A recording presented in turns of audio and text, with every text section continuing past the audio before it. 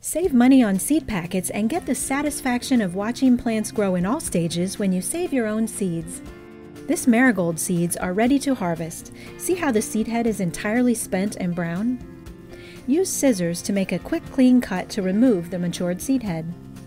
A seed head like this sunflower may need protection from hungry birds and squirrels as seeds ripen.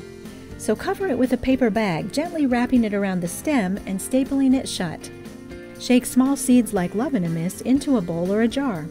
Then sort out the most robust seeds and dry them for about a week. Store your collected seeds in an airtight container to keep them viable for as long as possible. But if you plan to plant them the next season, a paper envelope will work just fine. Finally, labeling your saved seeds will eliminate any guesswork when you're ready to sow. Like these tips? See more great ideas like these in the best of Garden Gate Garden Tips.